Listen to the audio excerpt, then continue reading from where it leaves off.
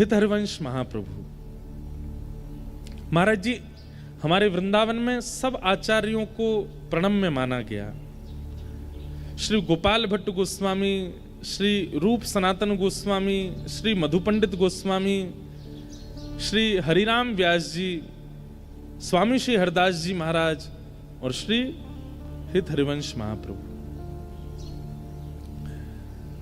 सब आचार्य अपने आप में प्रणम्य हैं और सब किसी ना किसी सहचरी, कोई ना कोई ठाकुर जी की निज लीला की सहचरी ही आचार्य रूप में प्रकट हुई है, हम आप सब लोगों को प्रेम रस में पहुंचाने के लिए। भगवान की वंशी, ठाकुर जी की वंशी वेणु, वो वंशी ही श्री हितरवंश महाप्रभु के रूप में आज ही के दिन वृंदावन के उजागर के लिए प्रकट हुए। एक बात याद रखिएगा, भगवत सामिप्य कराने वाले कोई भी हो संसार में, जिनकी वाणी सुन करके, जिनका दर्शन करके, जिनके आचरण को देख करके आप ठाकुर जी के समीप पहुंचते हो, ऐसे लोग जन्म नहीं लेते, ठाकुर जी के द्वारा भेजे जाते हैं।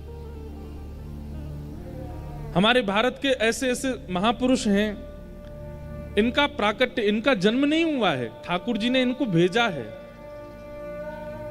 इसलिए सबकी वाणी में इतनी योग्यता नहीं होती कि उनकी वाणी सुनकर के ठाकुर जी प्रिय लगने लग जाएं। क्षमा कीजिएगा, कथाएं बहुत लोग करते हैं और भगवत चर्चा भी बहुत लोग सुनाते हैं। उनकी वाणी सुनकर के, उनकी चर्चा सुनकर के कहीं ना कहीं वो प्रिय लगने लगते हैं, ठाकुर जी नहीं। चर्चा वह श्रेष्ठ मानो जिससे ठाकुर जी प्रिय लगे, और ऐसों को ठाकुर जी ही भेजते हैं। तो हमारे वृंदावन के जितने आचार्य हैं, जिन्होंने वृंदावन में ठाकुर को विराजमान किया, जिनकी वाणी से, जिनकी चर्चा से ठाकुर जी प्रिय लगते हैं, उनको ठाकुर जी ने ही भेजा है। ऐसा ही चरित्र है हमारे वृंदावन के श्री हरिवंश महाप्रभु का।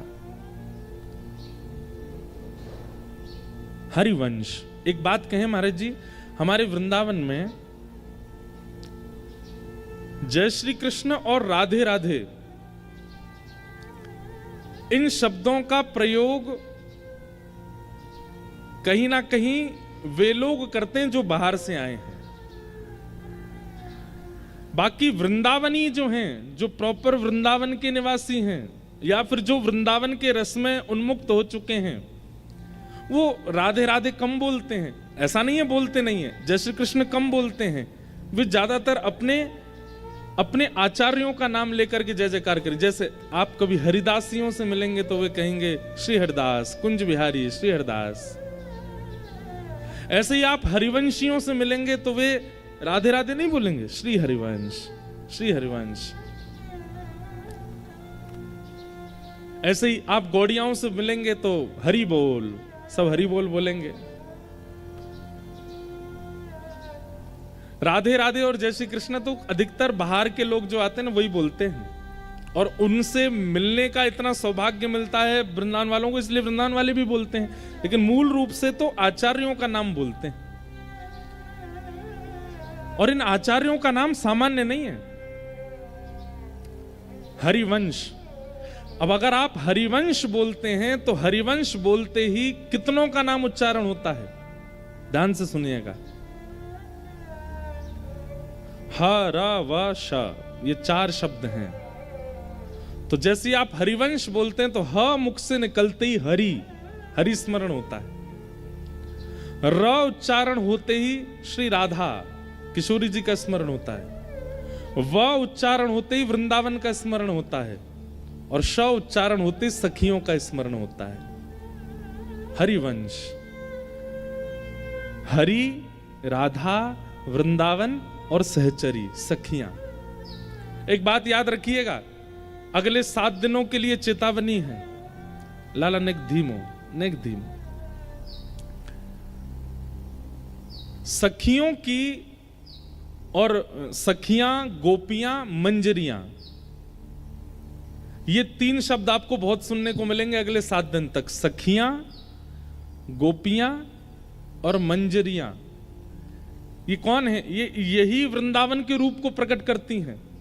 जैसे श्री ललिता जी, विशाखा जी, इंदुलेखा जी, चित्रा जी,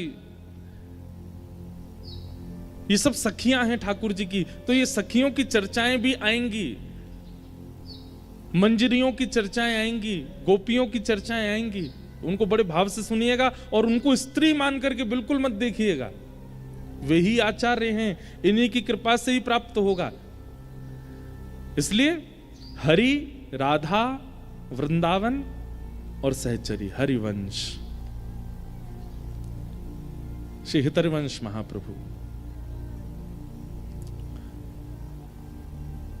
उनका आज प्रादुर्भाव दिवस है।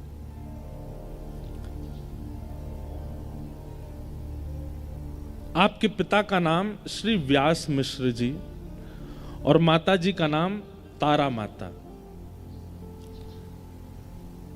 व्यास मिश्र जी,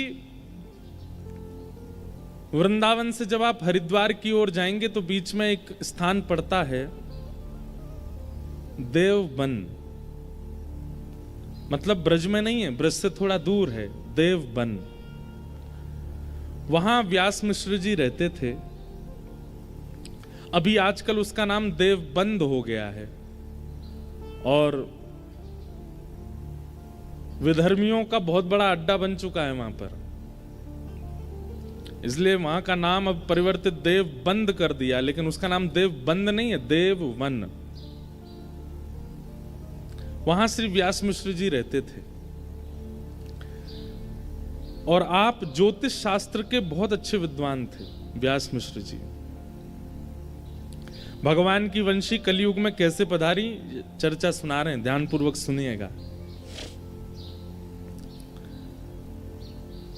और श्री वृंदावन में राधा वल्लभ लाल जी कैसे विराजे। आतुर हित हरिवंश पुकारो, राधा राधा नाम, सघन कुंज यमुना तट आयो, मदन टेर वृंदावन आयो, प्यारो राधा वल्लभ लाल, वृंदावन प्यारो वृंदावन, श्री वृंदावन प्यारो वृंदावन, हे श्री वृंदावन प्यारो वृंदावन, श्री वृंदावन प्यारो वृंदावन। तो व्यास मिश्र जी ज्योतिष शास्त्र के बड़े अच्छे विद्वान थे और एक बार एक राजा, उसने आपको बुलाया किसी कार्य से, तो आपने जाकर के उसका ऐसा भविष्य कथन किया। आपने कहा कि इस युद्ध में आप जाएंगे तो आपको विजय मिलेगी, वहां मत जाइएगा, वहां नहीं तो आपकी पराजय हो जाएगी, ऐसे लोगों को से आपको संबंध रखना है, ऐसे से नहीं रखना। ज्योतिष शास्त्र के अच्छे विद्वान थे, सब बता दिया उन्होंने। और उस राजा ने वैसा वैसा किया तो उसको लाभ हुआ, तो उसने व्यास मिश्र जी को अपना गुरु रूप में स्वीकार कर लिया।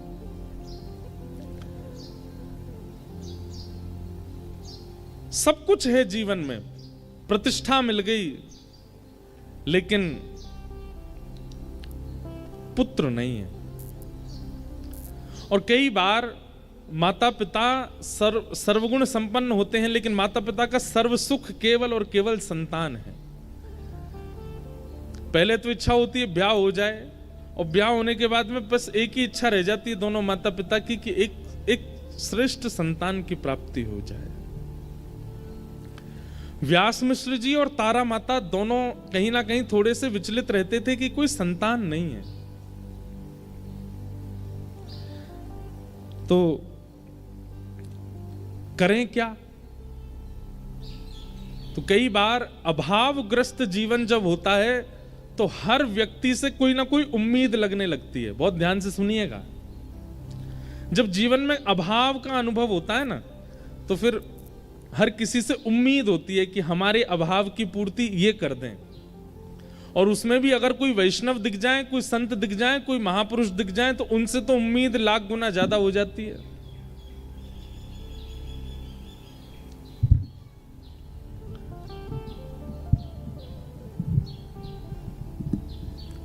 अभाव में उम्मीद उठती है, और संतों के प्रति तो बहुत ज्यादा। एक बार महाराज जी एक नदी के तट पर, एक प्रसिद्ध एक उदाहरण है, हमने बहुत पहले कथा में कहा था, आज याद आया।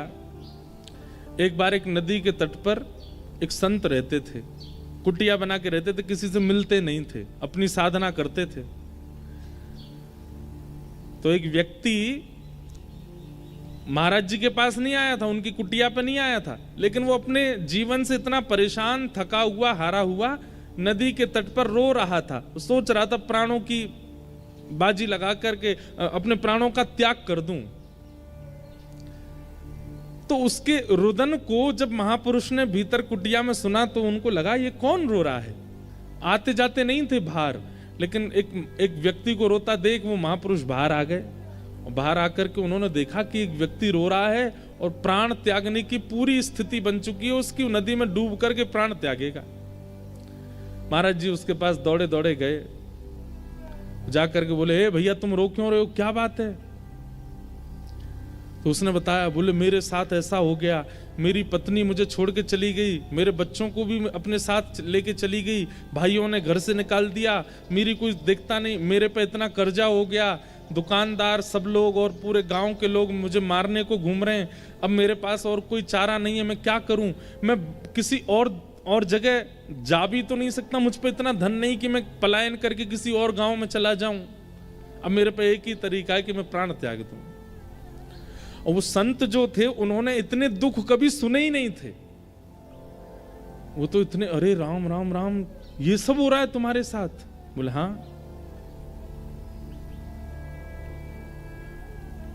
एक बात तो होती है कि जब सन्यास ग्रहण कर लेते हैं ना संत महापुरुष, उनको गृहस्थियों के दुख तो पता नहीं होते, और गृहस्थी इतने चतुर अपने दुख जा जा के बताते हैं उनको, हमारे साथ ऐसा चल रहा है, हमारे घर में ऐसा चल रहा है, हमारे जीवन में ऐसा चल रहा है। और बेचारे संत क्या करें, उन्होंने तो दुख देखा नहीं, तो वो कहते हैं सब ठीक हो जाएगा, हे ठाकुर जी इस पर कृपा करो, हे त्र्यंबकेश्वर भगवान इस पर ये लो पुष्प ले जाओ, तुम घर में ये करो। वो बेचारे कुछ ना कुछ आशीर्वाद देते हैं। रोता हुआ देखा उसको व्यक्ति को, तो महाराज जी बोले, भाई तुम बिल्कुल चिंता मत करो, तुम्हारा रोना मुझसे देखा नहीं जा रहा, तुम इतने कष्ट में हो, इतनी पीड़ा में हो, मुझे लगता है संसार में इतनी पीड़ा और किसी को नहीं होगी जितनी तुमको है। बोले वाले महात्मा बेचारे। तो उन्होंने क्या किया, अपनी जटा में से एक बाल तोड़ लिया, और तोड़ के निकाल के उसको दिया, बोले ये लो रखो। हमने अपने जीवन में जितना तप किया, जितना भजन किया, जितना साधन व्रत आदि सब किया ना, उन सबका हम थोड़ा सा अंश तुमको दे रहे हैं, इसको जाकर के अपने घर में किसी तिजोरी में या डिबिया में इसको रख देना चुपचाप, और सुनो किसी को बताना मत, इसको ले जाकर के रखो, कल से तुम्हारे दिन ठीक होने लग जाएंगे। बोला महाराज जी पक्का ठीक हो जाएंगे। बोले हो जाएंगे ठीक, लेकिन शर्त है किसी से कहना नहीं और दोबारा यहां आना नहीं, तुम मुझे नहीं जानते, मैं तुमको नहीं जानता, इसको ले जाओ तो सब ठीक हो जाएगा। आत्महत्या करने की तो सोचना भी मत। चला गया। उसने जाकर के वो एक डिब्बी में रखा, अपनी अलमारी में जैसी रखा, संत के भजन का बल, अगले दिन से ही उसका काम जो था वो सुधरने लगा। धीरे धीरे उसकी सब सारे कर्जे पूरे होने लगे, पता नहीं कहां से धन आने लगा। जब देखा पत्नी ने कि पति सुधर गया, सब कुछ ठीक हो, तो पत्नी भी आ गई, बच्चों को भी ले आई।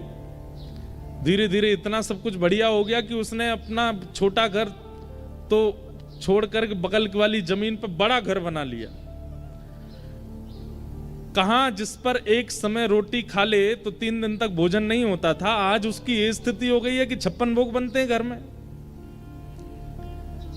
एक दिन उसके साले साहब, मतलब पत्नी के भैया, वो आए और आकर के उससे बोले, भैया जीजा जी, आज से 2-3 साल पहले आपकी स्थिति हम सबको पता है क्या थी, और आज आपकी स्थिति क्या है ये भी हम सबको पता है।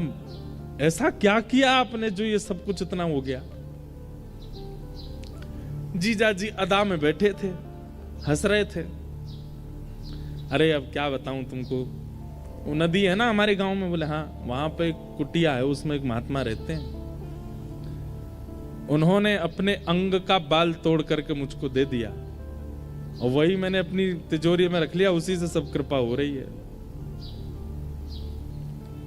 लेकिन सुनो, तुम मत जाना वहां पर, मैंने तुमको बता दिया, और तुमको जितना चाहिए मुझसे ले लो, लेकिन तुम मत जाना। लेकिन किसी व्यक्ति को पता चल जाए कि भाई बिना कुछ किए, बिना जॉब किए, परिश्रम किए, किसी के बाल रखने मात्र से काम बनना है, कौन नहीं जाएगा। और आजकल के लोग तो ऐसे पे ही विश्वास करते हैं।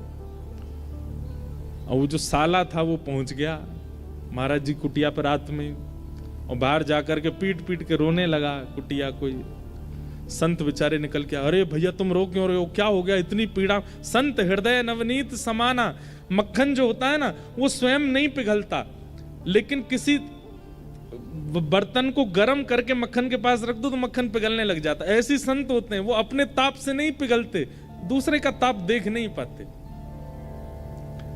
क्या बात है, तुम क्यों रो रहे हो? बोले ऐसे ऐसे मेरे तो कष्ट आ गया है, और भगवान आप मुझे अपना बाल दे दो। महात्मा बोले इसको किसने बताया? महात्मा भीतर कुटिया में चले गए, बोले मैं प्राण त्याग दूंगा बाहर ही, या तो मुझे बाल दीजिए, नहीं तो मैं अपनी आत्महत्या कर लूंगा, यहीं पर अपना शव घेर दूंगा। महात्मा बेचारे आए, बोले भैया यार तुम ऐसे मत करो। बोले नहीं, अपना बाल दे दीजिए बस। महात्मा ने एक जटा तोड़ के उसको दे दी। उसका भी दिन सुधरने लगा। उसने अपने 4-5 मित्रों को बता दिया, 4-5 मित्रों ने रिश्तेदारों को बता दिया, रिश्तेदारों ने गांव के गांव को बता दिया। अब तो ये स्थिति हो गई कि महाराज जी के पूरी कुटिया चारों तरफ से लोगों ने घेर ली। ना महाराज जी का भजन बन पा रहा था, ना आश्रम, सब बस खटखटा में बाल दे दो। महाराज जी बोले भैया ये क्या तरीका। एक दिन महाराज जी सोचे रात हो गई है, अब मैं भाग जाता हूं। जैसे ही कुटिया से बाहर निकले तो क्या देखा, सब नदी किनारे ही सो रहे थे। अरे महाराज जी आ गए, महाराज जी आ गए, आओ आओ आओ। सब ने घेर लिया। पहले तो मांगने लगे, और जब बेचारे महाराज जी बहुत परेशान हो गए, एक आध रुआ तोड़ के दे दिया उन्होंने, और इतनी संख्या में भीड़ आ गई तो बेचारे महाराज जी जान बचा के भागे। लोगों ने घेर लिया और एक एक बाल स्वयं ही नोच के चले गए। बेचारे वो महात्मा बोले कितना बड़ा घनघोर अपराध हो गया हमसे कि एक को दे दिया, वो सब उसके पीछे। भैया श्रीमद् भागवत जी कहती हैं कि महापुरुष से कभी मांगना नहीं चाहिए, कभी कुछ मत मांगो, क्योंकि वो आपके सामने उपस्थित होकर अपने दर्शन दे रहा है। ये सबसे बड़ी चीज वो दे रहा है, इसके आगे और कुछ मांगना ही नहीं चाहिए। वो आपके सामने उपस्थित हैं, आप अपने नेत्रों से उनको देख पा रहे हो। उसी वायुमंडल में आप खड़े हो, जो वायु उनको स्पर्श कर रही है वही आपको स्पर्श कर रही है। इतना अगर प्राप्त हो रहा है तो ये परिपूर्ण है, इसके आगे कोई इच्छा मत रखो। किम पुनर्दर्शन स्पर्श पाद शौचासनादि। अगर स्पर्श को मिल जाए, जैसे महाराज जी का तो नियम है, लेकिन कई महापुरुषों को अगर स्पर्श करने को मिल जाए, उनके चरण छूने को मिल जाए और उनकी वाणी सुनने को मिल जाए, तो बोले ये समझो माला माल कर दिया उन्होंने। नहीं तो दर्शन में इतनी सामर्थ्य है कि एक महापुरुष का दर्शन, वो महापुरुष जिस तीर्थ से आए हैं वहां के आराध्य ठाकुर का ही दर्शन मानना उनके रूप में। मान लीजिए हमारे दत्त दास महाराज जी वृंदावन आते हैं तो इनके रूप में त्र्यंबक भगवान ही आए हैं, दत्त भगवान ही आए हैं। और हमारे वृंदावन के कोई महापुरुष यदि दत्त धाम आ जाएं तो यही सोचना चाहिए साक्षात राधारमन लाल ही पधारे हैं, श्री राधा वल्लभ लाल जी इनके रूप में पधारे हैं।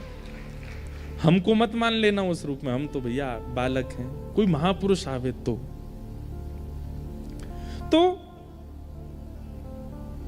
जब अभावग्रस्त जीवन होता है ना, तो सबसे उम्मीद होती है कि हमें कुछ मिले। व्यास मिश्र जी ने सब कुछ देखा जीवन में, लेकिन संतान नहीं थी।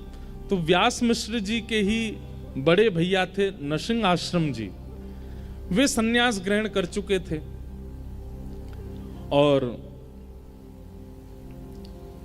सन्यास आश्रम में रहते थे। एक दिन उनका आगमन देवबन में हुआ तो व्यास मिश्र जी प्रणाम करने के लिए गए, तो अपने छोटे भाई को, पूर्व आश्रम के छोटे भाई को देख करके नरसिंह आश्रम जी बोले, कहो व्यास जी कैसे हो? ठीक है भैया, आपकी सब कृपा है। बोले तुम्हारे मुखमंडल से ऐसा लगता है कि तुम बहुत चिंता में हो, क्या बात है, बहुत पीड़ा में लग रहे हो? तो व्यास मिश्र जी बोले पीड़ा तो कुछ नहीं है, बस संतान नहीं है। तो नरसिंह आश्रम जी बोले भैया ये तो प्रारब्ध है, भाग्य में होगा तो मिलेगा, तुम्हारे भाग्य में नहीं होगा तो फिर तुम दोनों पति पत्नी मिलके भजन करो ठाकुर जी का, भाग्य पर विश्वास रखो, होगा तो मिलेगा, नहीं तो कोई बात नहीं। तो ये बात सुनकर के व्यास मिश्र जी के बगल में बैठी हुई उनकी पत्नी तारा जी, मतलब हरिवंश महाप्रभु की माता जी, वो बोल पड़ी। वो क्या बोली? वैसे तो संकोच करती थी, ये हमारे जेठ जी हैं, भले ही सन्यास में हैं लेकिन हैं तो बड़े भैया हमारे पति के, संकोच करती थी, लेकिन आज बोल पड़ी कि अगर भाग्य पर ही निर्भर रहना है तो आप जैसे महापुरुषों के दर्शन का लाभ क्या होगा? यदि जीवन में भाग्य ही सर्वोपरि होता है, भाग्य ही सर्वाधान होता है, तो आप जैसे महापुरुषों के दर्शन, प्रवचन और स्पर्श से हम लोगों को प्राप्त क्या होता है? यदि भाग्य पर ही निर्भर रहना है तो सत्संग करना छोड़ देते हैं, महापुरुषों का दर्शन छोड़ देते हैं, कथा वार्ताएं सुनना छोड़ देते हैं, भाग्य में जो है वो मिलेगा। ये बात नरसिंह आश्रम जी के हृदय को स्पर्श कर गई कि बात तो सही है कि अगर भाग्य से ही सब मिलना होगा तो संत दर्शन का प्रभाव क्या है, संत दर्शन का लाभ क्या है? नरसिंह आश्रम जी बोले तुम चिंता मत करो, मैं कुछ प्रार्थना करता हूं ठाकुर जी से। और आप इतने दिव्य थे कि एकांत में वन में जाकर के आपने ठाकुर जी से प्रार्थना की, और जैसे ही नेत्र बंद करके ठाकुर जी से आराधन करने लगे तो और दिन तो ठाकुर जी का श्री विग्रह दिखाई देता था, और दिन तो ठाकुर जी के वैकुंठनाथ पति के दर्शन होते थे, पर आज ठाकुर जी की वंशी दिखने लगी। और तभी मानो जैसे ठाकुर जी ने आज्ञा की हो कि हमारे प्रेम रस के उत्थान के लिए हमारी वंशी ही अवतार ग्रहण करेगी, और वह अवतार आपके छोटे भाई व्यास मिश्र के यहां ही पुत्र रूप धारण करके आएंगे, आप आज्ञा कर दो। नरसिंह आश्रम जी लौट करके आए और आकर के व्यास मिश्र जी से कहा आप चिंता मत करो, ठाकुर जी ने मुझे आश्वासन किया है कि आपके घर भगवत भक्ति का प्रचार करने वाले एक बालक का जन्म होगा। अब बस प्रतीक्षा करो उस शुभ घड़ी की कि कब वह अनुग्रह होगा। और वह घड़ी आई कि तारा मैया के कुक्षी में एक बालक आ गए। अच्छा, अब इसका इतना सुंदर अनुभव बताते हैं व्यास जी के हमारे हरिराम श्री हितरवंश महाप्रभु जी की वाणी में कि तारा मैया अभी तक वृंदावन नहीं गई थी, आज तक उन्होंने वृंदावन नहीं देखा था, लेकिन हरिवंश महाप्रभु जैसे ही गर्भ में आए तो रात्रि को मैया जैसे सोती हैं तो जैसे स्वप्न आते हैं ना लोगों को, उनको स्वप्न में यमुना जी का दर्शन होता था, स्वप्न में गिरिराज जी का दर्शन होता था, स्वप्न में लता गुल्म पत्रों का दर्शन होता था, स्वप्न में सघन कुंजों का दर्शन होता था, स्वप्न में कभी वीणा सुनाई देती थी, कभी मुरली सुनाई देती थी, कभी कभी मानो जैसे असंख्य गोपियां नृत्य कर रही हैं, गोपियों का मुख नहीं दिख रहा है, गोपियों के वस्त्र नहीं दिख रहे हैं, पर उनके नूपुरों की आवाज आती थी। कभी कभी रात्रि स्वप्न में अचानक से मोगरे की सुगंधी, गुलाब की सुगंधी, चंदन की सुगंधी आने लगती थी।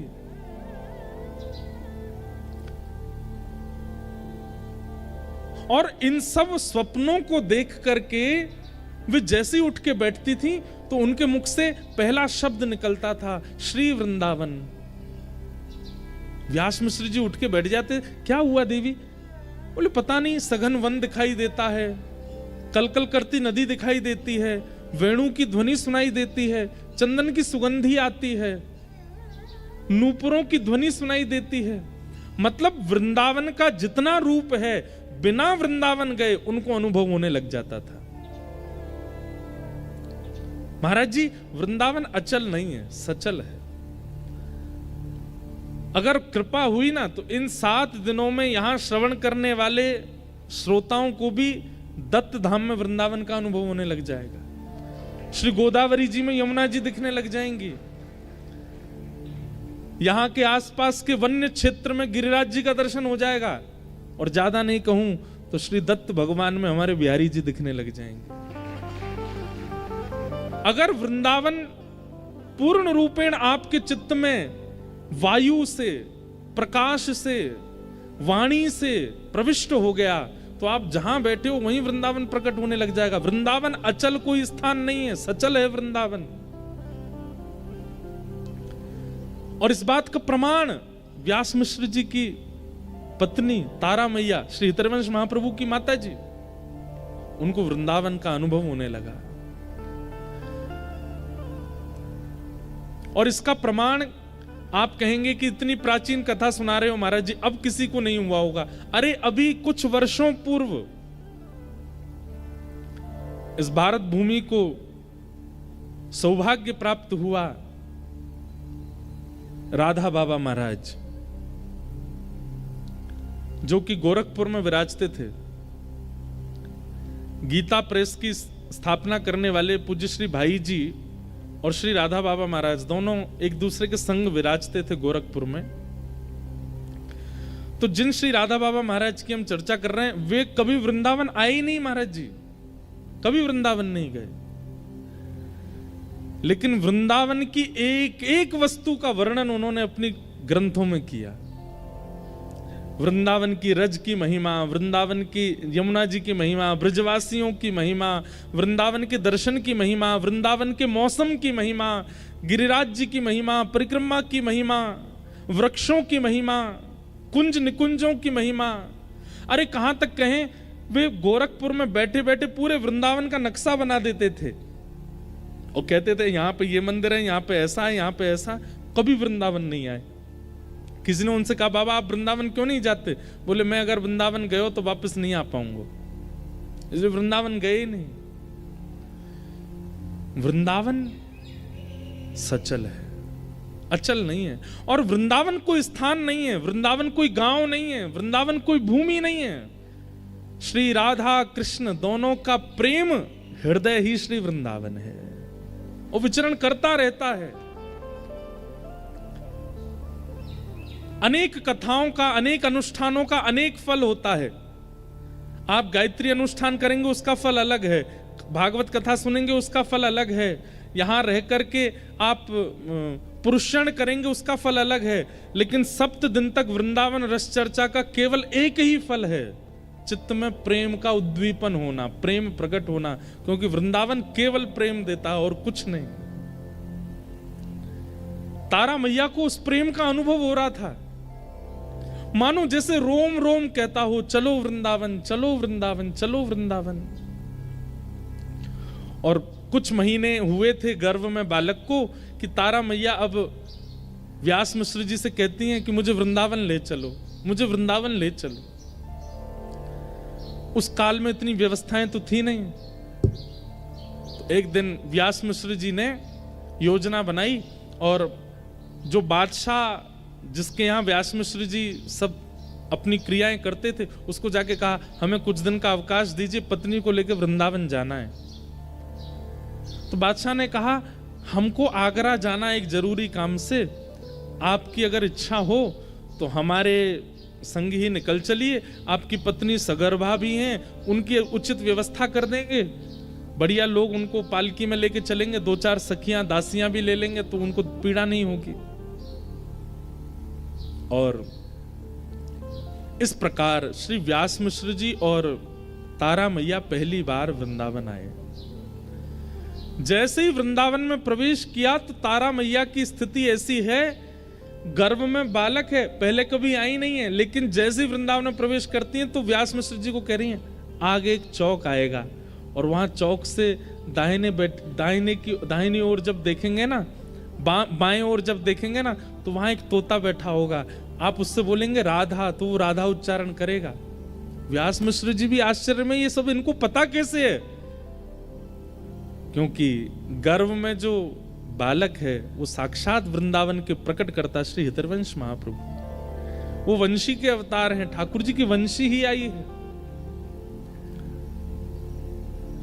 वो जैसे जैसे पहले से बताने लग जाती हैं, यमुना जी का वर्ण कैसा है, यमुना जी की वायु कैसी है, यमुना जी की सुगंधी कैसी, पहले से ही बता देते हैं।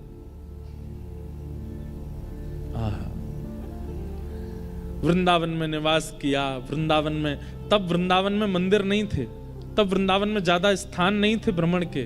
वृंदावन सघन वन हुआ करता था, और उस सघन वन में बड़े बड़े संत महापुरुष ऋषिजन जाकर के केवल भजन करते थे, कुटिया बना करके, और उनकी भजन स्थली पर ही ठाकुर जी का कुछ ना कुछ अनुभव हो जाता था। कभी पीताम्बरी दिख जाती थी, कभी कोई नूपुर मिल जाता था, कभी कोई कंठ की माला मिल जाती थी, कभी मोरपिच्छ मिल जाता था। ऐसे अनुभव होते थे बस वृंदावन में, और कुछ नहीं है।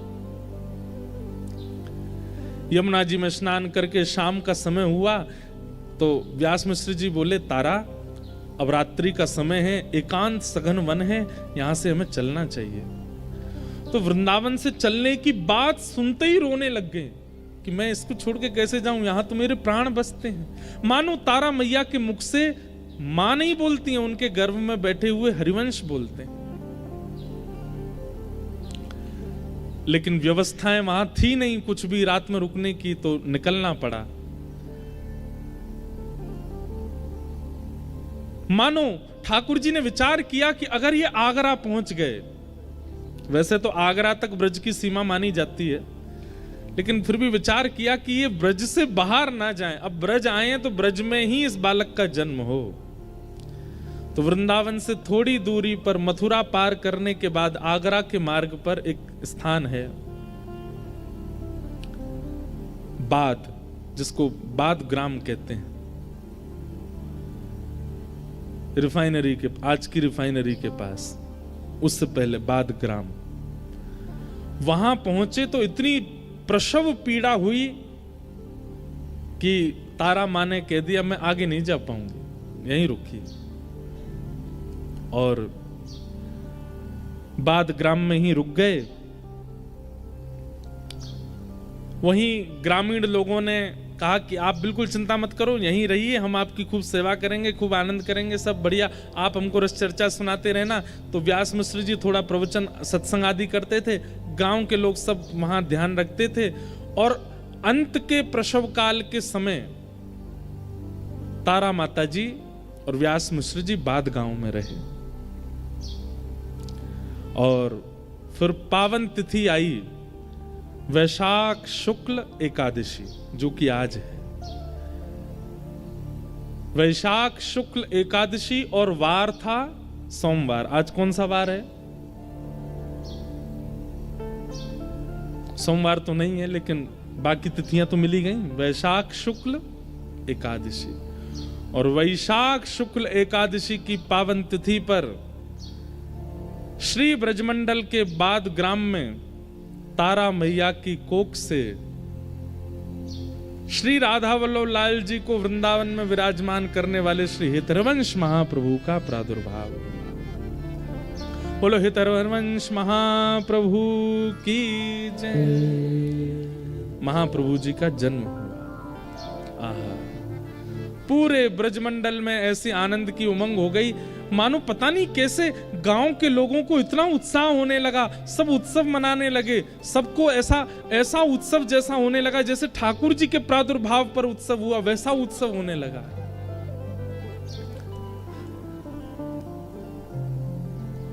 अब मैं देखता हूं मुझ पे कोई महाप्रभु जी के उत्सव की बधाई होगी तो बधाई गायन आज करेंगे। आज महाप्रभु जी की बधाई गाएंगे और कल फिर किशोरी जी के प्रादुर्भाव की बधाई गाएंगे। आज आचार्य प्रकट हो जाएं और फिर कल किशोरी जी प्रकट होंगी। आचार्य की अत्यंत प्रिया श्री किशोरी जी का प्रादुर्भाव करेंगे। तो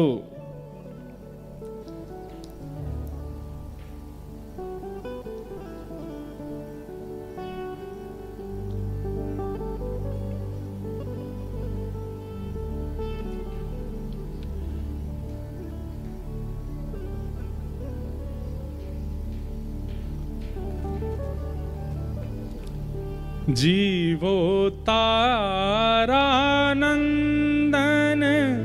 चिर जीवो, जीवो तारानंदन चिर जीवो।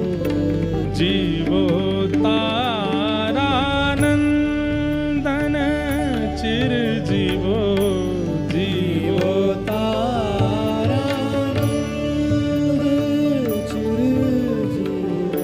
जीवो तारानंदन चिर जीवो जीवो तारानंदन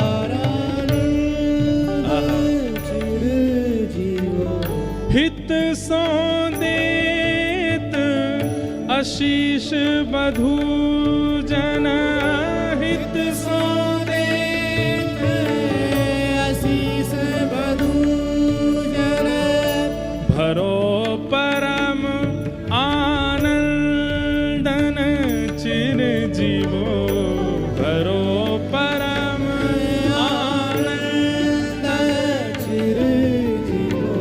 महाराज जी ये संयोग नहीं है तो क्या है? सूर्य नारायण आ रहे हैं सीधे मंच पर और ऐसा प्रकाश दे रहे हैं।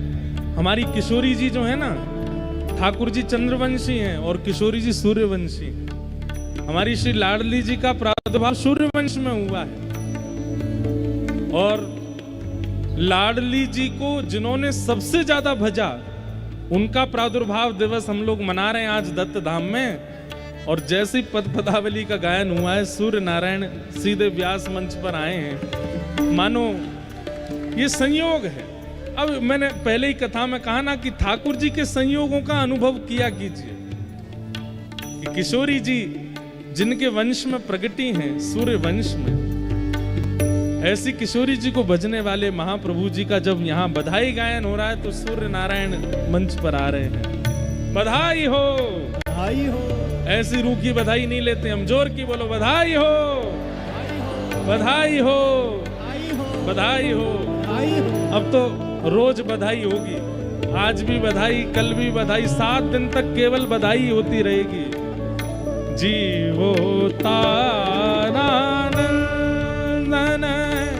चिर जीवो जीवो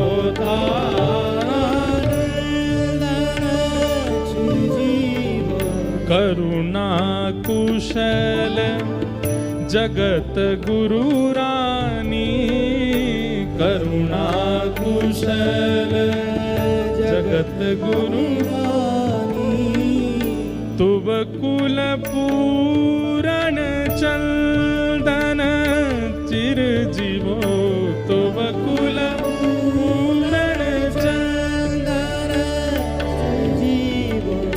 वृंदावन हित रसिक मुकुट मणि, वृंदावन हित रसिक मुकुट मणि, वृंदावन हित रसिक मुकुट मणि, वृंदावन हित रसिक मुकुट मणि, रस उधारक छंदन चिर जीवो रस के उधारक चंदन चिर जीवो। जीवो तारानंदन चिर जीवो जीवो तारानंदन चिर जीवो। हाँ जीवो तारानंदन चिर जीवो जीवो तारानंदन चिर जीवो। जीवो तारानंदन जीवो तारानंदन।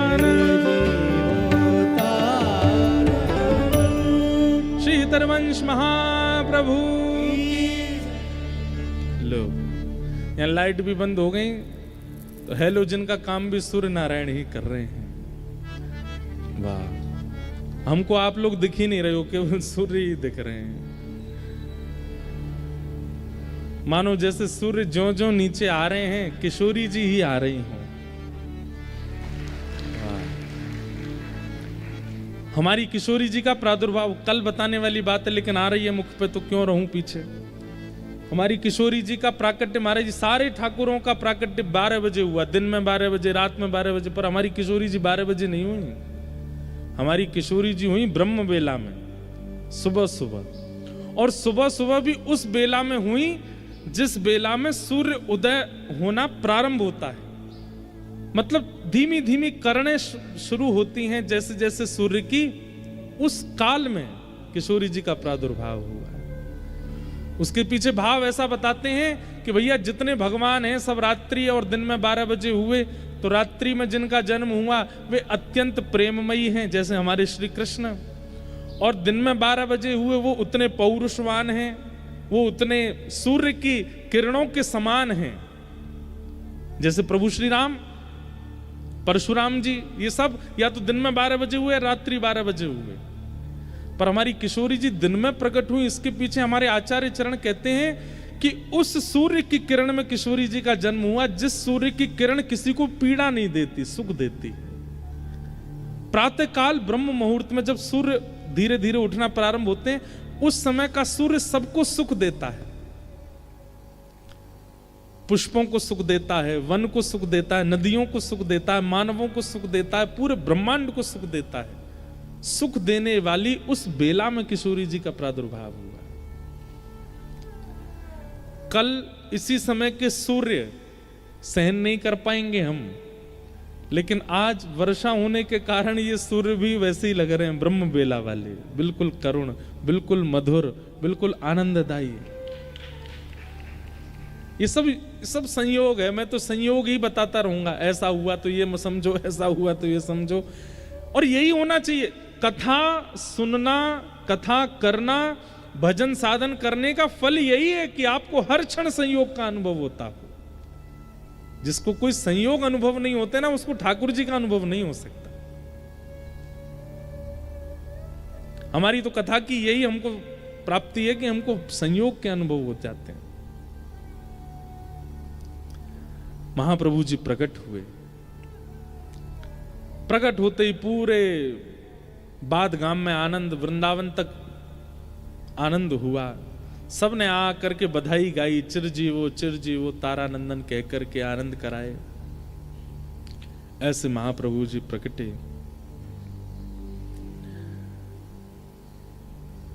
कुछ दिन बाद में रहने के बाद वापस देवबंद को प्रस्थान कर गए श्री तारा मैया और व्यास मिश्र जी। देवबंद में पहुंचने के बाद धीरे धीरे बालक बड़े होने लगे, तो इनके पिताजी के सेवा के ठाकुर जी थे राधा मोहन जी, उनकी सेवा करते। तो बालक बचपन से ही इनकी ऐसी रुचि थी, खूब रोते थे, लेकिन जैसे ही ठाकुर जी के सामने लेकर के तारा मैया बैठ जाती थी, ठाकुर जी को देख करके ऐसे गंभीर धीर पलक झपकना भूल जाते थे, देखते रहते थे केवल ठाकुर जी को। बालक में बचपन से ही गुण दिखने लग जाते हैं भगवत सेवा के। उस समय माता पिता को सावधान हो जाना चाहिए। अगर उसमें भगवत सेवा के गुण दिख रहे हैं तो भैया वो कोई महापुरुष ही है, उसका फिर रुझान उसी तरफ कराने लग जाओ, वो उसी से ही उसका कल्याण होगा। धीरे धीरे बड़े हुए तो इनका मन केवल वहीं लगता था जहां मंदिर था ठाकुर जी का, वहीं जाके बैठ जाते थे। लेकिन पिताजी अपरस के कारण भीतर नहीं आने देते, तो बाहर बैठे बैठे देखते रहते थे ठाकुर जी को। और नजर भी कहां होती थी? ठाकुर जी के अधरों पे, क्योंकि वहीं रही है ना, वंशी हैं, ठाकुर जी के अधरों को ही देखते रहते।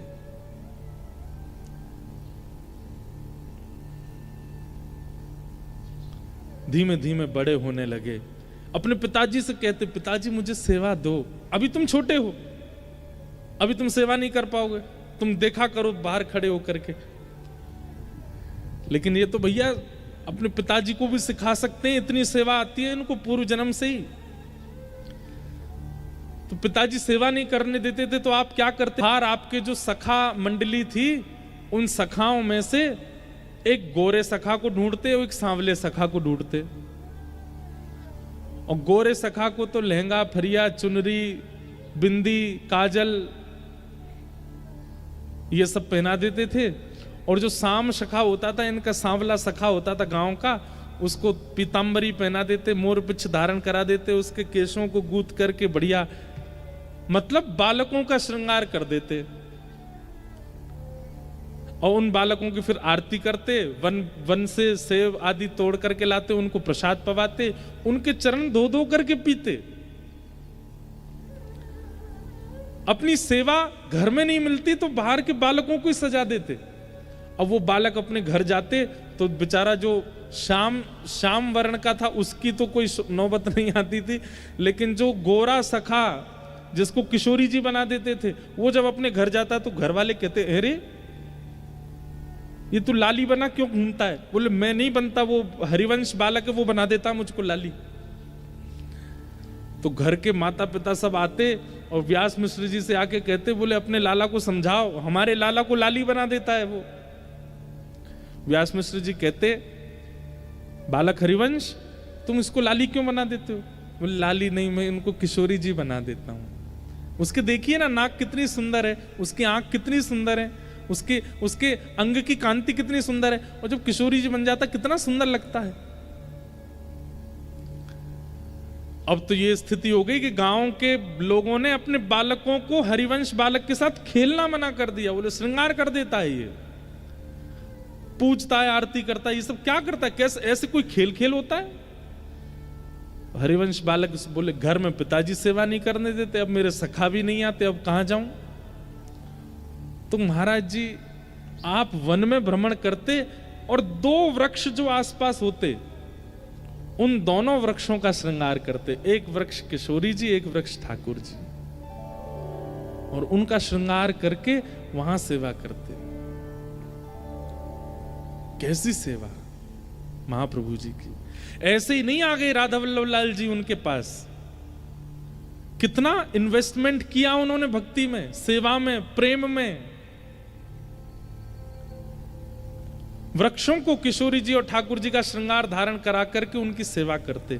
और आश्चर्य की बात तो ये थी, उनके पिताजी 56 भोग लगाते थे अपने घर के ठाकुर जी का, और 56 भोग लगा के पर्दा करके चले जाते। लेकिन हरिवंश बालक अब बाहर 56 भोग तो बना नहीं सकते, तो फल तोड़ के लाते, अच्छे अच्छे अंगूर तोड़ के लाते, बेर तोड़ के लाते, सेब तोड़ के लाते, आम तोड़ के लाते, जो फल उपलब्ध होता उसको तोड़ के अमनिया करके उन वृक्षों को ही जिनको किशोरी जी और ठाकुर जी बनाया उनके सामने रख देते, और फिर कहते ठाकुर जी वन में तो यही है, भोग लगाओ। उनका प्रसाद ऐसे स्वीकार होता था कि घर में पिताजी 56 भोग लगा के पर्दा करके जाते और वापस आके जैसे ही पर्दा खोलते तो घर के ठाकुर जी का 56 भोग अंतर्ध्यान हो जाता। बाहर जो हरिवंश बालक ने फलों का भोग लगाया वो घर के ठाकुर जी को पहुंच जाता अपने आप, बिना कुछ किए। इनके पिताजी सोचते मैंने तो पूरी सब्जी का भोग लगाया था, ये फल कहां से आ गए?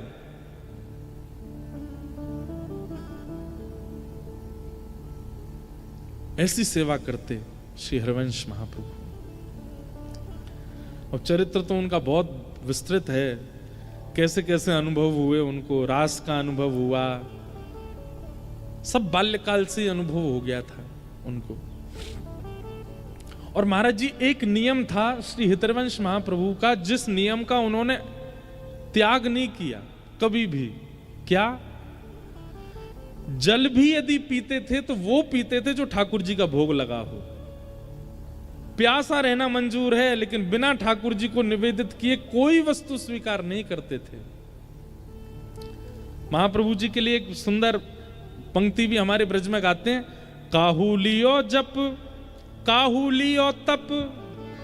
किसी ने जप लिया, किसी ने तप लिया। काहू लियो जप, काहू लियो तप, काहू महाव्रत साध लियो है। काहू लियो गुण, काहू लियो धन, काहू महा उन्मोद लियो है।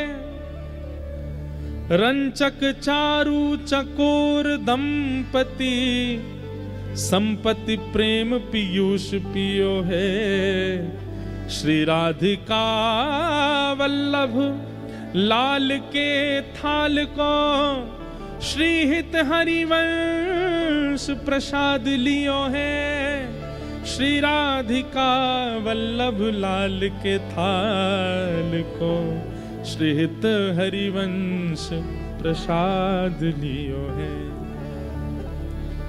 और ये नियम उनका बड़े होके नहीं था, बचपन से ही था।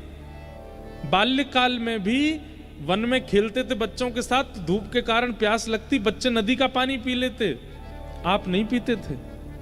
आप पहले दोना बनाते, दोना बना करके नदी के जल को उसमें लेते, फिर युगल वृक्ष को देखते, अकेला वृक्ष नहीं, युगल वृक्ष कहाँ है, युगल वृक्षों के समीप जाते, फिर उनका श्रृंगार करते, उनको किशोरी जी ठाकुर जी मान के फिर जल का भोग लगा के तब पीते।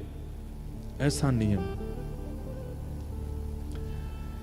इतनी सुंदर एक लीला सुनाते हैं, फिर इसके बाद हम राधा वल्लभ जी के प्राकट्य की कथा कह के कथा विश्राम करेंगे आज की। एक बार आपको रात्रि में भूख लगी, 5-6 वर्ष की आयु थी हरिवंश महाप्रभु जी की। एक तरफ माता जी, एक तरफ पिताजी सोए थे, बीच में सो रहे थे बालक। इतने में ही आप उठ के बैठ गए और रोने लगे, जैसे एक छोटा बालक रोता है, भूख लगी है, कुछ खाने को दो, भूख लगी है, बहुत जोर की भूख लगी है। तो माता जी उठी, पिताजी उठ गए, बोले अरे बालक बहुत भूखा है, जल्दी कुछ लेके आओ। माता जी गई रसोई घर में से कुछ सामग्री उठा लाई। अब इनका ऐसा स्वरूप था, ये देखते ही पहचान जाते थे कि भोग लगा कि नहीं। महाराज जी, एक बात हमने अनुभव की है कि जिनका प्रसाद लेने का नियम होता है ना, उनको बिना प्रसाद अगर आप पवा देंगे कुछ, उनको पता चल जाएगा कि ये प्रसाद का नहीं है। बालक रो रहे है और बहुत जोर को भूखो है, प्यासो है, और वो आपको और मेरो अधरामृति ग्रहण करे, चरणामृति लेवे, वाके अलावा कछु लेवे ना है। माता पिता हम दोनों उनको भोग लगावे में संकोच कर रहे हैं रात्रि को समय, लेकिन बालक रो रहे है। किशोरी जी बोली हाँ रो तो रहे हो, अब एक काम करो, जल्दी आप ही ऐसी कोई योजना बनाओ कि चरणामृत और अधरामृत, अधर को प्रसाद दोनों व्यवस्थित कर दो ताकि बालक को मिल जाए। तो सेवा के ठाकुर जी, इतने इतने से ठाकुर जी उठ के बैठ गए, और उठ के बैठे और बैठ करके अपने शेष सैया से उतरे। शेष सैया से उतर के छोटी सी पात्र उठा करके किशोरी जी के चरणन के नीचे रखो, और ठाकुर जी एक लुटिया में जल लेकर के आए, किशोरी जी के चरण धो रहे हैं, और किशोरी जी के चरण धो करके किशोरी जी के चरणामृत को वहां में व्यवस्थित कियो, और फिर स्वयं किशोरी जी के बगल में बैठ के अपने चरण धो रहे हैं ठाकुर जी अपने चरण खुद ही धो रहे हैं। किशोरी जी बोली लाओ मैं धो, बोले ना वो पाप लगेगा, आप तो मेरी आराध्य आओ, आप मत धो, मैं खुद धो लूंगा। अपने आप ठाकुर जी अपने चरण धो रहे हैं। फिर बंटा भोग लेकर के आए, और बंटा भोग, अब कितना सा मंदिर होता है घर का, इतना सा मंदिर है, वो छोटे से ठाकुर जी लीला कर रहे हैं अपने आप ही। बंटा भोग लेकर के आए, नेक्स्ट श्री जी को पवायो, नेक्स्ट स्वयं पायो, और अपना उच्छिष्ट छोड़ते जा रहे हैं, उसमें पूरा पूरा नहीं पा रहे, क्योंकि हरिवंश बालक को चाहिए। भोग प्रसादी सब सिद्ध करके व्यवस्थित करके रख दई, और दोनों सेज पे पौड़ गए, चदरिया ओढ़ के सो गए। किशोरी जी बोली आपने चरणामृत तैयार कर दियो, और धरामृत पर वह लेवे कौन आएगो, धर तो दियो। अब ठाकुर जी बोले मैं चिल्ला के बोलूं कि ले जाओ, तो बोले कुछ तो करो। तो वहां कोई खिलौना रखा था, ठाकुर जी के सन्मुख खिलौने होते हैं, ठाकुर जी ने एक खिलौना गेड़ दिया मंदिर में। जोर की आवाज हुई तो व्यास मिश्र जी तारा मैया को पता चली, अरे ठाकुर जी के मंदिर में से आवाज आई है, कहा है देखो। आपने भीतर मंदिर में जाकर के जैसी देखी, एक खिलौना गिरा पड़ा था, लेकिन तभी क्या देखा, वहां तो सन्मुख एक पर्दा के पीछे तो ठाकुर जी सोए, पर्दा के आगे एक चौकी में एक पात्र में खूब सारे मेवा लड्डू आदि सब रखे, और सब पे 2-2 दतुइयां लगी हुई हैं, ठाकुर जी ने खा ली हो है। और एक चरणामृत को पात्र रखो है, वहां में चरणन में लगे हुए चंदन धुले भये हैं, और वहां में से रात्रि में लगा हुए इत्र की सुगंधी आ रही है। ये दृश्य देखकर के व्यास मिश्र जी और तारा मैया समझ गए, बोले कि हमारा बालक सामान्य नहीं है, हमारा बालक देखो वो अधरामृत ठाकुर जी का लेता है, ठाकुर जी का महाप्रसाद लेता है, तो ठाकुर जी ने उठ करके अपने चरणामृत और महाप्रसाद दोनों सिद्ध किए हैं ताकि उसको पवा दे, और ले जाकर के वो महाप्रसाद और चरणामृत हरिवंश बालक को पिलाया, तब जाकर के वो सोए। ऐसे श्री हरिवंश महाप्रभु। अब चरित्र तो बहुत है, लेकिन हम अब राधा वल्लभ जी के प्राकट्य करा करके फिर चलते हैं। महाप्रभु जी बड़े हो गए, उनका ब्याह हुआ।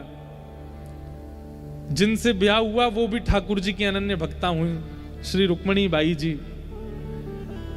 उनके प्रथम पुत्र हुए श्री वनचंद्र जी। इस प्रकार आपके बालक हुए। कुछ वर्षों बाद किशोरी जी ने रात्रि में आपको आज्ञा की और आपसे कहा कि अब आप वृंदावन चलो। वहां इनको बीच में एक ठाकुर जी भी मिले थे, उनका नाम नवरंगी लाल जी, वो आज भी विराजते हैं देवबन में। आप वृंदावन जाने को तैयार हुए, पत्नी बच्चों से कहा तुम लोग सब संभालो, नवरंगी लाल जी की सेवा करो, किशोरी जी की मुझे आज्ञा हुई है, मैं वृंदावन जाऊंगा। और महाराज जी हरिवंश महाप्रभु जी को दीक्षा भी किशोरी जी नहीं दी, राधा रानी नहीं दी, राधा नाम की दीक्षा प्रदान की। महाप्रभु जी वृंदावन के लिए निकले, रात्रि हो गई थी। चित्थावल नाम के गांव में आप एक वृक्ष के नीचे सो गए। किशोरी जी ने वहां फिर स्वप्न दिया और कहा कि हम यहां दोनों युगल एक रूप में विराजमान हैं, आप कृपा करके आत्मदेव नाम के ब्राह्मण है उनके घर जाओ, वहां से हमारे उस स्वरूप को लेकर के वृंदावन चलो। और किशोरी जी ने आज्ञा की, अपनी पत्नी बच्चों को छोड़ करके आए हो देवबन में, लेकिन अब हमारी आज्ञा है, हमारी सेवा के विस्तार के लिए आत्मदेव ब्राह्मण जो हैं, इनकी 2 पुत्रियां, दोनों से आप ब्याह कर लेना और इन्हीं का वंश हमारे आगे सेवा में लगेगा। हरिवंश महाप्रभु बोले आपने ये कैसी लीला करी श्री जी, अभी अभी तो हम त्याग करके आए घर परिवार का, अब यहां आकर के दूसरा ब्याह। बोले हमारी आज्ञा है करो, पूछो नहीं क्यों। महाप्रभु जी आत्मदेव ब्राह्मण के यहाँ गए और वहां आत्मदेव को भी श्री जी ने स्वप्न दे दिया था कि तुम्हारी सेवा पूरी हो गई, एक आत्मदेव ब्राह्मण आएंगे, उनको हमें पधरा देना। एक हरिवंश नाम के व्यक्ति आएंगे, उनको हमें दे देना। आत्मदेव ब्राह्मण ने जैसी देखा, वो प्यारो वृंदावन की अभी वीडियो बनी है बहुत अच्छी, महाराज जी को मैं दिखाऊंगा, तो उसमें बहुत छोटे छोटे चरित्र दिखाए हैं। उसमें यहां से चरित्र दिखता है कि हरिवंश महाप्रभु आत्मदेव ब्राह्मण के यहाँ जाते हैं और जाकर के बताते हैं कि मुझे स्वप्न में श्री जी ने आज्ञा की कि आपके जो ठाकुर जी हैं इन्हें मुझे दे दो, मैं इनको लेकर वृंदावन जाऊंगा। और आश्चर्य की बात ये कि हरिवंश महाप्रभु बोले स्वप्न में ये भी कहा है कि आपकी जो दोनों बेटी है उनसे हमारा ब्याह और करा दो। कोई अपने ब्याह का प्रस्ताव ऐसे कैसे देता है, लेकिन किशोरी जी की आज्ञा थी तो महाप्रभु जी ने कहा। आत्मदेव जी बोले हाँ मुझे भी स्वप्न आया है, अपनी दोनों बेटी का ब्याह हरिवंश महाप्रभु से करा के और दहेज में प्यारे श्री राधा वल्लभ लाल प्रदान किए। बोल राधा वल्लभ लाल की। ये राधा वल्लभ जी कैसे प्राप्त हुए? आत्मदेव नाम के ब्राह्मण ने खूब तपस्या की महादेव की। महादेव प्रसन्न हो गए, प्रकट होकर के बोले वरदान मांगो क्या चाहिए? बोले आपके हृदय को जो सबसे ज्यादा प्रिय है वो मुझे दे दो। महादेव बोले भैया कुछ और मांग लो। बोले नहीं वही चाहिए जो आपको सबसे ज्यादा प्रिय। तब महादेव श्वेतद्वीप गए और श्वेतद्वीप में महादेव की घर की सेवा के ठाकुर श्री राधा वल्लभ जी लाल जो हृदय को सबसे प्रिय हैं वो ला करके आत्मदेव ब्राह्मण को दे दिए। और वही श्री राधा वल्लभ लाल जी को हितरवंश महाप्रभु लेकर के श्रीधाम वृंदावन पधारे। बोलो राधा वल्लभ लाल की। अब एक राधा वल्लभ लाल जी की बधाई है।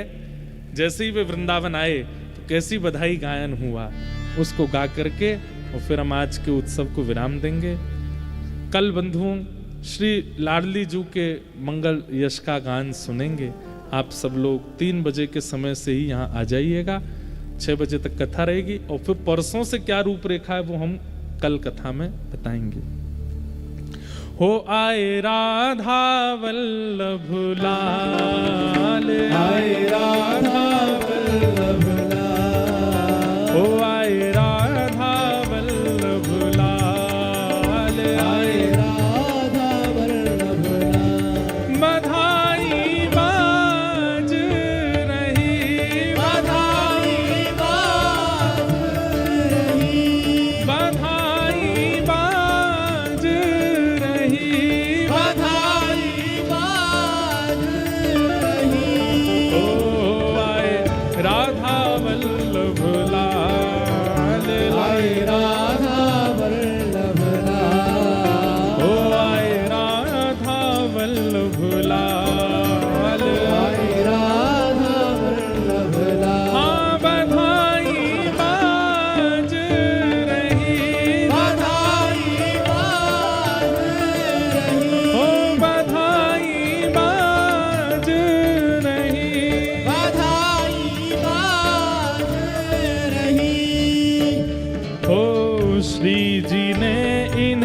वचन सुनायो, श्री जी ने इन्हें वचन सुनायो, श्री जी ने इन्हें वचन सुनाए, श्री जी ने इन्हें वचन सुनायो। ओ श्री हरिवंश जी लेकर आए, श्री हरिवंश जी लेकर आए, हाँ श्री हरिवंश जी लेकर आए, श्री हरिवंश जी लेकर आए। ओ छवि आनंद रूप रसाल, छवि आनंद रूप रसाल, ओ छवि आनंद रूप रसाल, छवि आनंद रहो। रूप रसाल। बधाई बाज रही, बधाई बाज रही,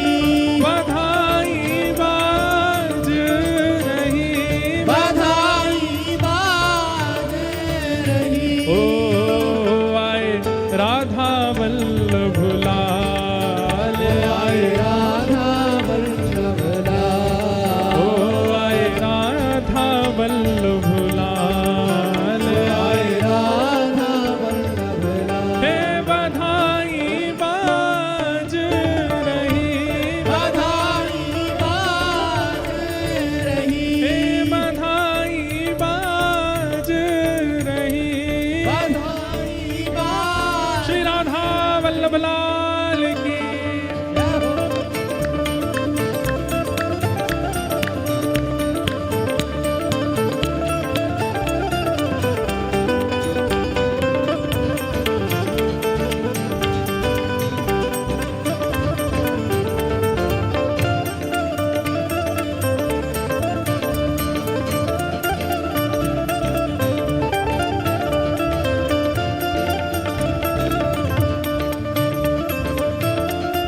देखो,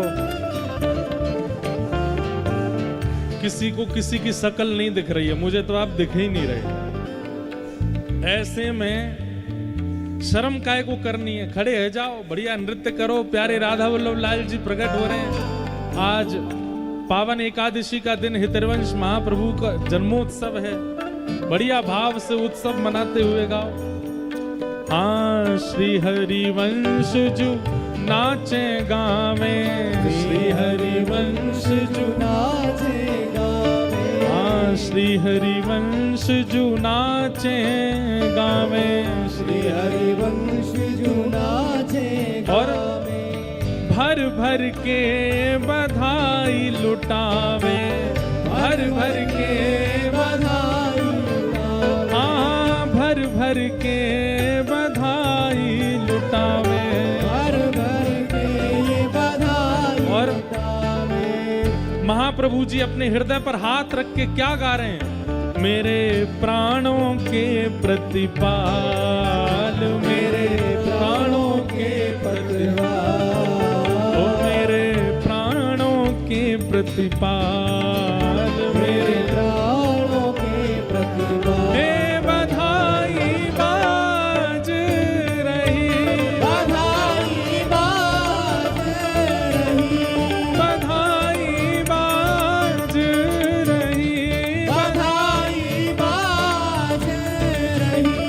ओ आए राधा वल्लभ लाल, आए राधा वल्लभ लाल, ओ आए राधा वल्लभ लाल, आए राधा वल्लभ लाल। हे बधाई बाज रही, बधाई बाज रही, हे बधाई बाज रही।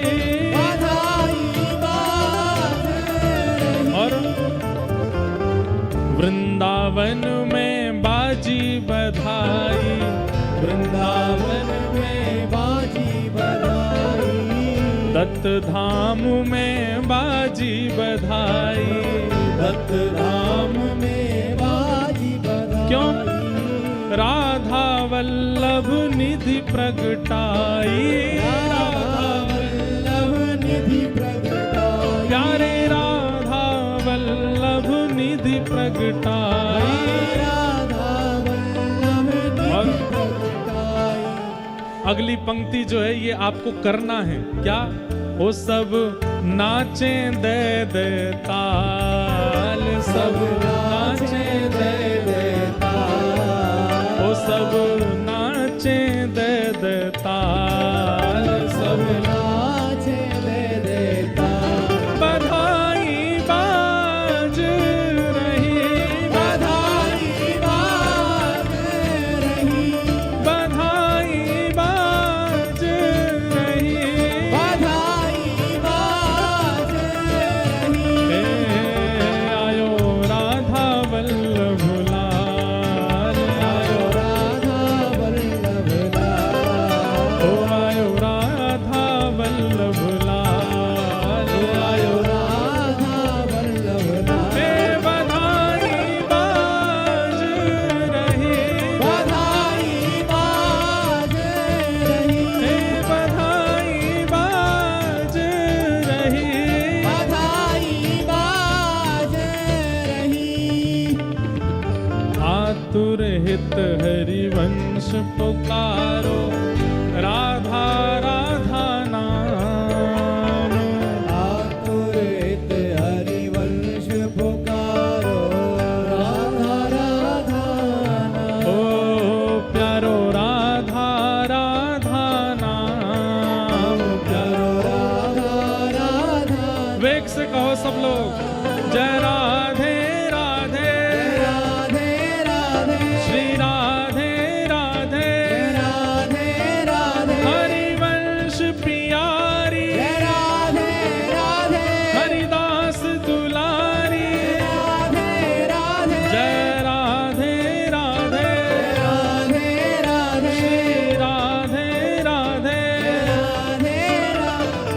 आतुर हित हरिवंश पुकारो, राधा राधा नाम, आतुर हित हरिवंश पुकारो, राधा राधा नाम। हे सघन कुंज यमुना तट आयो, सघन कुंज यमुना तट आयो, मदन टेर वृंदावन आयो, मदन ठेर वृंदावन आयो। ओ प्यारो राधा वल्लभ लाल, वृंदावन प्यारो वृंदावन, वृंदावन प्यारो वृंदावन, हे श्री वृंदावन मेरो वृंदावन, वृंदावन मेरो वृंदावन। सघन कुंज यमुना तट आयो, सघन कुंज यमुना तट आयो, प्यारो राधा वल्लभ लाल, वृंदावन मेरो वृंदावन, वृंदावन मेरो वृंदावन। हे श्री वृंदावन प्यारो वृंदावन, वृंदावन प्यारो वृंदावन। जय जय राधा वल्लभ प्यारो हरिवंश, जय राधा वल्लभ प्यारो हरिवंश, जय जय राधा वल्लभ हित हरिवंश, जय राधा वल्लभ हित हरिवंश। जय जय श्री वृंदावन श्रीवन चंद्र, जय श्री वृंदावन श्रीवन चंद्र, जय जय श्री वृंदावन श्रीवन चंद्र, जय श्री वृंदावन श्रीवन चंद्र। ओ जय जय राधा वल्लभ प्यारो हरिवंश, जय राधा वल्लभ प्यारो हरिवंश, जय जय राधा वल्लभ प्यारो हरिवंश, जय राधा वल्लभ प्यारो हरिवंश, जय जय राधा वल्लभ मेरो हरिवंश, जय राधा वल्लभ मेरो हरिवंश, जय जय राधा वल्लभ प्यारो हरिवंश, जय राधा वल्लभ प्यारो हरिवंश, जय जय राधा वल्लभ हित हरिवंश, जय राधा वल्लभ हित हरिवंश, जय जय राधा वल्लभ प्यारो हरिवंश। जय राधा वल्लभ प्यारो हरिवंश। और दत्त धाम और गोमती तट विराजे अवधूत नाम, दत्त धाम और गोमती तट विराजे अवधूत। ये पिछले वर्ष जब मास कथा हुई थी तब एक पंक्ति गिरधर लाल जी ने यहाँ के लिए लिखी थी। हाँ दत्त धाम और गोमती तट विराजे अवधूत नाथ। दत्त धाम और गोमती तट विराजे अवधूत नाथ। हे श्री दत्त दास सो सेवा पावे, दत्त दास सो सेवा पावे, श्री दत्त दास सो सेवा पावे। श्री दत्त दास सो सेवा पावे। हो जहाँ प्यारे अत्रि लाल, वृंदावन मेरो वृंदावन, वृंदावन मेरो वृंदावन, हे श्री वृंदावन प्यारो वृंदावन।